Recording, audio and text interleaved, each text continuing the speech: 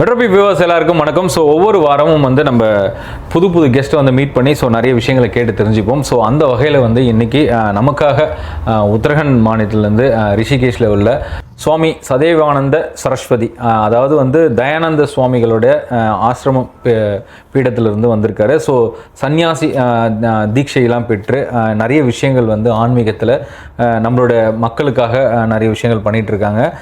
Meditation சம்மந்தமாகவும் நிறைய விஷயங்கள் வந்து அவங்க ஆன்லைன் மூலயமாக நிறைய விஷயங்கள் பண்ணிகிட்ருக்காங்க. ஐயா வணக்கம். வணக்கம், எப்படி இருக்கீங்க? நல்லா இருக்கீங்க. ஸோ ரிஷிகேஷ்லேருந்து மெட்ரோபிப் வியூவர்ஸ்க்காகவும் மெட்ரோபிப் பக்தி தமிழ் நேயர்களுக்காகவும் வந்திருக்கீங்க. ஸோ உங்களுடைய ஆசிரமம் பற்றி கொஞ்சம் விரிவாக சொல்லுங்கய்யா நம்மளுடைய நேயர்களுக்காக. எங்களுடைய ஆசிரமம் சுவாமி தயானந்த ஆசிரமம் அப்படின்னு உத்தரகாண்ட் மாநிலத்தில் ரிஷிகேஷ் நகரில் கங்கை கரையினுடைய ஓரத்தில் கிட்டத்தட்ட 40-50 வருஷமாக அந்த ஆசிரமம் இயங்கிக் கொண்டிருக்கின்றது. சுவாமி தயானந்த சரஸ்வதி தமிழ்நாட்டிலேருந்து தஞ்சாவூர் மாவட்டம், ஒருங்கிணைந்த தஞ்சை மாவட்டம், கும்பகோணம் பக்கத்தில் மஞ்சக்குடி அப்படிங்கிற ஒரு சின்ன வில்லேஜில் பிறந்து அவர் அகில உலகத்திலையும் நம்ம வேத சாஸ்திரங்களில் உள்ள விஷயங்களை உலகம் முழுக்க போய் பிரச்சாரம் பண்ணியிருக்கார். அவர் அந்த மாதிரி பண்ணி முதல் ஆசிரமம் ரிஷிகேஷில் அமைச்சு இந்த வேதாந்த சாஸ்திரங்களை ஜனங்களுக்கு பிரச்சாரம் பண்ணினார். அங்கே படிப்பு சொல்லி கொடுக்குறோம் நாங்கள். ஓகே. வேதாந்தம் சம்பந்தமாக, வேதம்ங்கிறது வேதத்தினுடைய முடிவு பகுதி தான் வேதாந்தம். அதை பற்றி என்ன உலக உண்மைகள், வேதத்தில் உள்ள உலக உண்மைகள், அதை பற்றி எல்லா ஜாதி மத இன மொழி கலாச்சார எந்த வேறுபாடும் இல்லாமல் ஆண் பெண் யார் வேணாலும் வந்து எங்கள் ஆசிரம விதிகளுக்கு உட்பட்டு அங்கே தங்கி படிக்கலாம். ஓகே.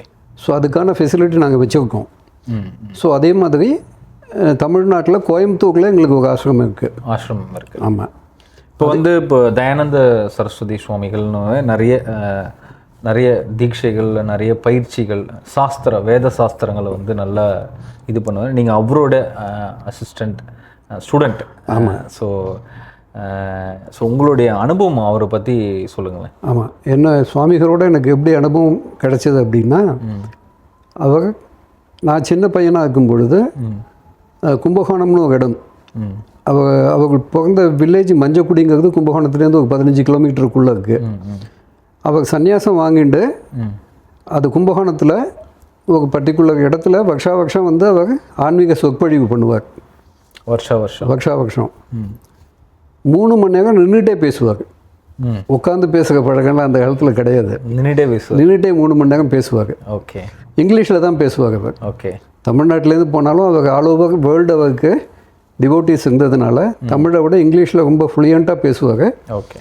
அதனால் இங்கிலீஷில் தான் அவருடைய சொற்பொழிவுகள் இங்கிலீஷில் தான் இருந்தது. ஸோ நான் அந்த கும்பகோணத்தில் பிறந்து வளர்ந்ததுனால எங்கள் தாத்தாவுக்கு இந்த வேதம் சாஸ்திரம் இதிலெல்லாம் ஈடுபாடு இருந்தது. அவர் வந்து என்னை சின்ன பையனாக இருக்கும்போது அவர் கூட கூட்டிகிட்டு போவார். அப்படி தான் எனக்கு சுவாமிகள் வந்து எனக்கு பழக்கமாச்சு. ஓகே. ஸோ அந்த மாதிரி வருஷம் வந்து பேசுவாங்க. எங்கள் தாத்தாவும் வருஷம் தவறாமல் என்னை அழிச்சின்னு போவாங்க. அந்த சின்ன வயசில் நமக்கு இந்த வேதாந்தம் அப்படிங்கிறதுலாம் காதில் விழுந்ததே ஒழிய அதனுடைய இன்டெப்த் மீனிங் என்ன அப்படின்லாம் நமக்கு தெரியல. ஸோ நாங்கள் இந்த காலேஜ் லெவலில் படிக்கும் பொழுது அந்த காலத்தில் இன்டர்நெட்லாம் கிடையாது. சுவாமிஜியோடைய இங்கிலீஷ்னால் நான் ஈர்க்கப்பட்டேன். ஏன்னா அவ்வளோ ஃப்ளூயண்ட்டாக இருக்கும் சுவாமியோடைய இங்கிலீஷ். ஸோ புது இங்கிலீஷ் வார்த்தைகள் கற்றுக்கிறதுக்கு நமக்கு அது ஒரு வாய்ப்பாக இருந்தது. காலேஜில் நம்ம அப்பையும் கூட எங்களுக்கு சாஸ்திரம்லாம் அந்த அளவுக்கு என்ன அர்த்தம்னு தெரியல. ஆனாலும் கூட அந்த இங்கிலீஷ் அவருடைய ஃப்ளூயன்சியில் நாங்கள் ஈர்க்கப்பட்டு அவர் புது வார்த்தைகள் சொல்லும்போது அதெல்லாம் நோட் பண்ணி வச்சுப்போம். அப்போ வீட்டுக்கு வந்தோடனே டிக்ஷனரி எடுத்து பார்த்து இப்படிலாம் வெக்கபுலரி இம்ப்ரூவ் பண்ணுறதுக்கு ஒரு வாய்ப்பாக எனக்கு இருந்தது. ஸோ அந்த மாதிரி இருந்துட்டு நான் வந்து ப்ரொஃபஷ்னலே was finance professional. Okay. Professionally ஒரு ஃபினான்ஸ். ஆமாம். ஸோ அதுக்கப்புறம் நான் சொந்தமாக பிஸ்னஸ் பண்ணிகிட்டு இருந்தேன். ஓகே. ஸோ அந்த மாதிரி என்னுடைய பிஸ்னஸ் விஷயமாக ஒரு தடவை லண்டனில் போயிருந்தேன் நான். அங்கே சுவாமிகளுடைய சொற்பொழிவு நிகழ்ந்ததாக எனக்கு தகவல் வந்தது. சரி, லண்டனுக்கு வந்திருக்கோம், நம்ம வந்து சுவாமியை பார்த்து பேசிடலாம். எங்கள் ஃபேமிலியாக அவருக்கு நல்லா தெரியும். எங்கள் தாத்தாலேருந்து பழக்கம் அப்படின்றதுனால எங்கள் தாத்தா அப்பா எங்கள் ஃபேமிலி ட்ரீ அவருக்கு நல்லா தெரியும். ஓகே. ஸோ நான் போய் அவருக்கு நமஸ்காரம் பண்ணிவிட்டு இந்த மாதிரி அவருக்கு ஏன்னா he is a very busy man. Okay. Internationally அவர் ட்ராவல் பண்ணிகிட்டு இருக்காரு. இன்றைக்கி காலையில் லண்டனில் இருந்தாருன்னா சாயங்காலம் எங்கே பார்க்கணும் அவருக்கே தெரியாது. ஸோ அந்த மாதிரி பிஸி நாங்கள் நம்ம ஞாபகம் வச்சுக்கு பார்க்க என்னமோ தெரியலன்னு சொல்லிட்டு நான் சும்மா நமஸ்காரம் பண்ணிவிட்டு பக்கத்தில் நின்றுட்டு இருந்தேன். அது கூப்பிட்டாங்க, எப்படி இருக்கு அப்படின்னு கேட்டார். சௌக்கியமாக இருக்கு சார். எங்கே வந்தேன் அப்படின்னா அது மாதிரி சொன்னேன். அப்போ சொன்னாங்க, என்ன பண்ண போக நீ, what is ambition in life okay அப்படின்னு கேட்டார். நான் பிஸ்னஸ் பண்ணிகிட்டு இருக்கேன் சுவாமிஜி, நான் I want to explore more in the business okay அப்படின்னேன். I was just 32 years old then. So அப்போ சொன்னார், நான் வந்து இத்தனாம் தேதி ரிஷிகேஷ்க்கு வருவேன், நீ அங்கே வந்து என்னை பார்க்க அப்படின்னார். சரி, நான் போனேன். அவர் மார்னிங்லேருந்து அவருடைய ரொட்டீன் பார்த்தீங்கன்னா ரொம்ப டைட் ஷெட்யூல். நிறைய விஐபிஸ்லாம் வருவாங்க, அரசியல் தலைவர்கள் வருவாங்க, சமூகத்தில் உள்ள பெரிய பெரிய ஆட்கள்லாம் வந்து அவங்க மீட் பண்ணி இந்த சாஸ்திர சம்பந்தமாக பல விஷயங்கள் பற்றி அவங்கள்ட்ட டவுட்ஸ் கிளாரிஃபை பண்ணுவாங்க. Okay. Very very busy schedule அவருக்கு. நைட்டு 10 மணிக்கு மேலே தான் ஃப்ரீயாவார் அவர். ஸோ நைட்டு 10 மணிக்கு வா நம்ம பார்க்கலாம் அப்படின்னா சரி 10 மணிக்கு போய் பார்த்தேன். அப்போ தான் சொன்னாங்க, வாட் இஸ் த என்னுடைய பிளான், என்ன பண்ணியிருக்க அப்படிலாம் கேட்டுட்டு சொன்னார். ஸோ மெட்டீரியல் லைஃப் நீ என்ன தான் கோர்ஸ் அண்ட் கோர்ஸ் சம்பாதிச்சாலும் மனசில் திருப்தி வேணும்னா பணம் வந்து உனக்கு திருப்தி கொடுக்காது. ஓகே. நீ பணம் வச்சுக்கலாம், மெத்தையை வாங்கலாம், தூக்கத்தை வாங்க முடியுமா? முடியாது. எல்லா லக்ஸுரிஸும் உன்னால் பணத்தால் வாங்க முடியும், ஆனால் மன நிம்மதியை வாங்க முடியுமா? முடியாது. முடியாது.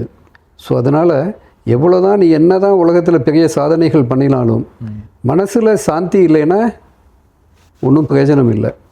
அந்த மன சாந்தி வேணும்னா நான் இந்த மாதிரி கோர்ஸ் எல்லாம் நடத்தின்னு இருக்கேன். ஓகே. இப்போ அந்த கோர்ஸோட மெயின் இம்பேக்ட் என்ன?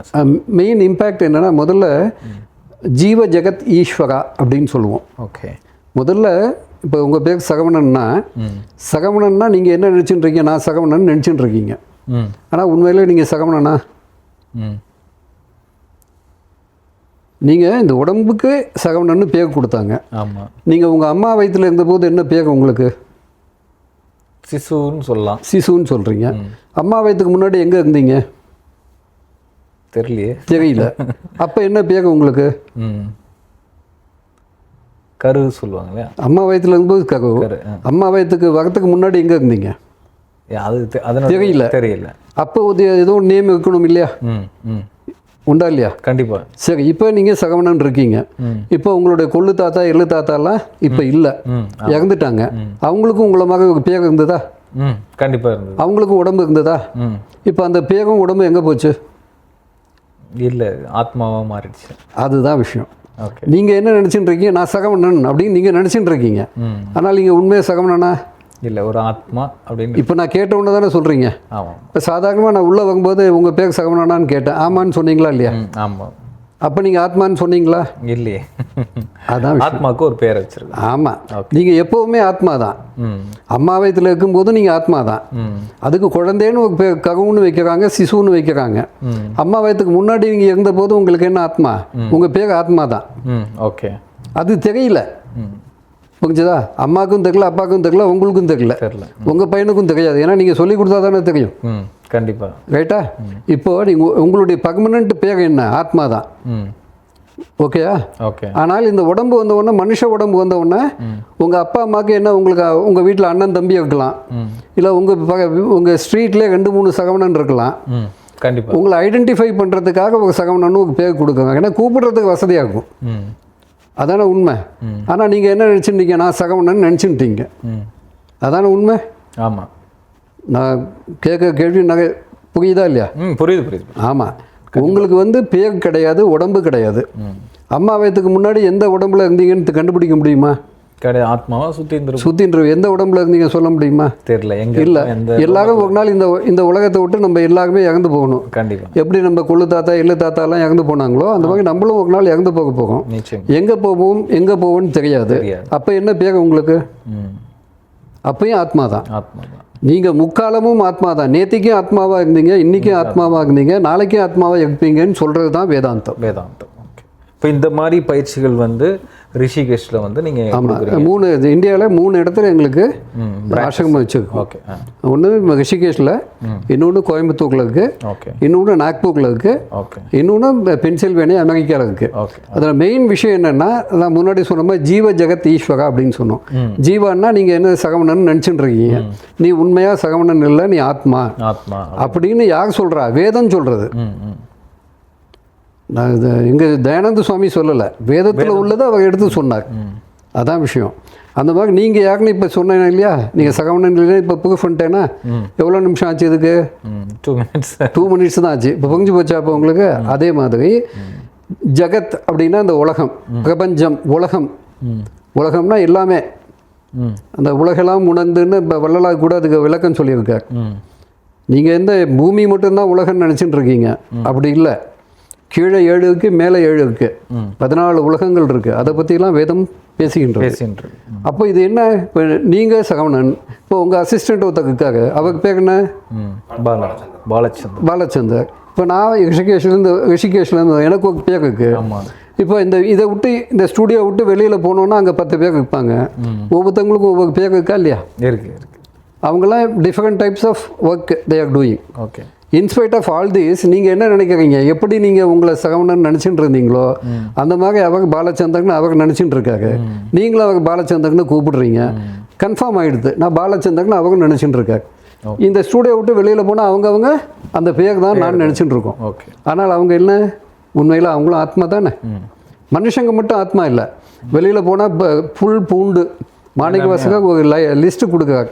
புல்லாய் பூடாய் புழுவாய் மகமாய் பல்மிகமாய் பகவையாய் பாம்பாய் கல்லாய் மனிதகாய் பேயாய் கணங்களாய் வல்ல சுககாய் முனிவகாய் தேவகாய் செல்லான் என்ற இத்தாபக ஜங்கமத்துள் எல்லா பிறப்பும் பிறந்திழைத்தேன் எம்பெருமான். மாணிக்க வாசகர் லிஸ்ட்டு கொடுக்குறார். சூப்பர். மனுஷன் மட்டும் இல்லை, நீங்கள் மனுஷன் சகவணன்னு வச்சுட்டு இருக்கீங்க. வீட்டில் 2 நாய் இருந்தால் 2 நாய்க்கு வெவ்வேறு பேர் வைக்கிறீங்களா? ஆமாம். கோஷாலை வச்சுருந்தீங்கன்னா 4 பசு இருந்தால் 4 பசுக்கும் 4 பேர் வைக்கிறீங்களா? அது எல்லாமே ஆத்மா தானே. எல்லாமே ஜீவன், எல்லாம் ஆத்மா தான்.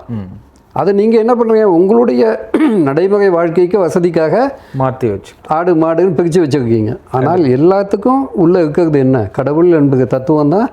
மனுஷன்ட்டையும் இருக்குது, எறும்புட்டையும் இருக்குது, யானைகிட்டையும் இருக்குது, புல்லுலையும் இருக்குது, பூண்டுலையும் இருக்குது. வள்ளலாக ரொம்ப அழகாக சொன்னார், வாடிய பயிரை கண்ட போதெல்லாம் உள்ளம் வாடினேன் அப்படின்னு சொல்கிறேன். நம்ம என்ன நினைக்கிறோம்? மனுஷன் கஷ்டப்பட்டால் நம்ம உதவணும்னு நினைக்கிறோம். எத்தனையோ NGOலாம் வச்சு நம்ம இது பண்ணுறோம். கண்டிப்பாக. அந்த புல்லு பூண்டுக்கெலாம் நான் பார்த்தா நான் மனம் வாடினேன்னு சொன்னாங்க வள்ளலார். எதை வச்சு சொன்னார்? உயிரினங்கள் உணர்ந்ததுனால சொன்னாங்க. அந்த உணர்வு வந்தவங்க மகான் ஆகிடுறாங்க. அதை உணராதவர்கள் மனிதர்களாக இருக்கின்றார்கள். அதான் வித்தியாசம். ஜீவ ஜெகத் ஈஸ்வரா. இப்போ ஈஸ்வராங்கிறது என்ன? காடு. இது வேதாந்தத்தில் யூஸ் பண்ணுற வேர்டு இது. ஜீவ ஜெகத் ஈஸ்வரா அப்படின்னு. ஈஸ்வரானா காடு. இப்போ ஆமாம், காடு. இப்போ ஃபஸ்ட்டு வந்து சகவணன் அப்படிங்கிறத பார்த்துட்டோம். இப்போ வெளியில் போனால் உலகம் என்னன்னு இப்போ சொன்னேன். அதான் ஜீவ ஜெகத் ஈஸ்வர உலகம். இப்போது கடவுள், இது 2த்தையும் படைச்சமாக ஒருத்தனை இருக்கணுமா இல்லையா? நிச்சயமா இல்லையா? எவ்வளோ இருக்கு? புல்லுலேருந்து நீங்கள் கணக்கு எடுத்தீங்கன்னா தேவர்கள் வரைக்கும் கணக்கு சொல்கிற மாணிக்க வாசகர். தமிழ்லேயே இருக்கு எல்லாமே. சமஸ்கிருதம் தான் படிக்கணும்னு அவசியம் இல்லை, தமிழ்லேயே இருக்கு. அப்போது இந்த உலகத்தில் இப்போ இந்த மொபைல் ஃபோன் இருக்குது. இந்த மொபைல் ஃபோனுக்கு ஒரு மேனுஃபேக்சரர் இருக்கணுமா இல்லையா? கண்டிப்பாக இருக்கும். அப்போது இந்த உலகத்தை படைச்சவன் ஒருத்தன் இருக்கணுமா இல்லையா? ஆனால் இந்த மொபைல் ஃபோன் உங்களுக்கு இந்த மொபைல் ஃபோன் ஆப்ரேட் பண்ணணும்னு நீங்கள் என்ன பண்ணுறீங்க? உங்களுக்கு தெரிஞ்சால் நீங்கள் ஆப்ரேட் பண்ணுவீங்க, தெரியலைன்னா என்ன பண்ணுவீங்க? மேனுவல் ஒன்று கொடுப்பாங்க, அதை பார்த்து பண்ணுறீங்க. அந்த மாதிரி இந்த உலகத்தை படைப்பதற்கு முன்னாலேயே கடவுள் என்ன பண்ணாருன்னா வேதம் அப்படிங்கிற மேனுவலை கொடுத்தார். சிறப்பு. வேதம் is nothing but a manual for operating a mobile phone. 4 வேதங்கள் கொடுத்துருக்கு. 4 வேதம் கொடுத்துருக்காங்க. அதில் சில கிளாசிஃபிகேஷன்ஸ் இருக்கு. அதை வச்சு தான் நம்ம பூஜை, வழிபாடு, தியானம், பிராணாயாமம், எல்லாமே வந்து வேதத்தில் சொல்லப்பட்டிருக்கு. அது 2வது கட்டம் என்ன சொல்கிறாங்க அப்படின்னா, இதுக்கு ஒரு ப்ராசஸ் இருக்குது. ஏன்னா டக்குன்னு போய் நீங்கள் ABCD வந்து LKGயில் சொல்லி கொடுக்குறீங்க இல்லையா? நீங்கள் வந்து PhD பண்ணாலும் அதே ABCD தான் கண்டிப்பாக. ஆனால் ஒன்றா 1ஆம் கிளாஸில் படித்த அதே ஆனால் ஒன்றா தான் PhDலையும். அதே 1 2 3 தான் மேத்தமெட்டிக்ஸில் நீங்கள் பிஹெச்டி வாங்கினாலும் அதே 1 2 3 வச்சு தான் நீங்கள் பண்ணுறீங்க கண்டிப்பாக இல்லையா? அந்த மாதிரி இந்த வேதாந்தத்தில் சில கிளாசிஃபிகேஷன்ஸ் இருக்குது. ஓகே. வேதத்துலேயும் இருக்குது, வேதாந்தத்துலேயும் இருக்குது. அதெல்லாம் படித்தவங்க கடவுளை உணர்கின்றார்கள். இப்போ இப்போ இப்போ சுவாமி சதேனந்த சுவாமிகள், இப்போ நீங்கள் இருக்கீங்க, இப்போ தயானந்த சுவாமிகள் சரஸ்வதியோட ஆசிரமத்திலேருந்து இப்போ இந்த வேதங்கள் கற்றுக் கொடுக்குறீங்க. இப்போ இதனுடைய மெயின் நோக்கம் என்ன இது மூலயமா என்ன பலன் மக்களுக்கு? ஆமாம், நீங்கள் என்ன நினச்சிட்றீங்க, உலகத்தில் எல்லாருமே வந்து மெட்டீரியல் லைஃப்பை நோக்கி ஓடிண்டே இருக்கும் இல்லையா? எஸ். இப்போ உங்களுக்கு என்ன வயசாச்சு? மோர் தென் 42 ஆச்சு. உங்கள் அப்பா அம்மா இது வரைக்கும் நீங்கள் சகவணன் இல்லைன்னு உங்களுக்கு சொல்லி கொடுத்துருக்காங்களா?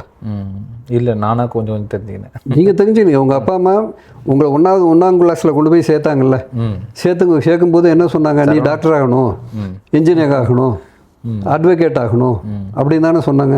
யாராவது நீ ஞானி ஆகணும்னு சொல்லி ஸ்கூலில் கொண்டு போய் சேர்ப்பாங்களா? எந்த அப்பா அம்மாவது சேர்க்க மாட்டாங்க. ஏன்னா அவங்களுக்கே தெரியல. ஆனால் இந்த கல்வி தான் நம்ம இந்தியாவில் இருந்த கல்வி. ஆமாம், குருகுல கல்வியில் இது எப்படி இருந்ததுன்னா, அங்கேயே கொண்டு போய் மனிதனை நல்வழிப்படுத்துவதற்கான வழி தான் சாஸ்திரம், வேதங்கள், சாஸ்திரங்கள். கண்டிப்பாக அந்த கல்வி இப்போ இல்லாமல் போச்சு. கண்டிப்பாக அந்த குருகுல கல்விங்கிறது இல்லாமல் போச்சு. ஸோ அதுக்காக சுவாமிஜி என்ன பண்ணாங்கன்னா, இதை வந்து சின்ன வயசில் நம்ம சொல்லிக் கொடுக்கலைனாலும் கூட இந்த வேதாந்தத்தை புரிஞ்சுக்கிறதுக்கு உலக அனுபவமும் வேணும். ஏன்னா இன்பம் துன்பம் ரெண்டும் நீங்கள் அனுபவிச்சாதான் உலகம் என்னன்னு நீங்கள் யோசிக்க ஆரம்பிக்கிறீங்க. நீங்கள் 100% நான் வந்து கஷ்டமே படாமல் இத்தனை நாள் வாழ்ந்தேன்னு நீங்கள் சொல்ல முடியுமா? இல்லையே, கஷ்டப்படுறீங்க.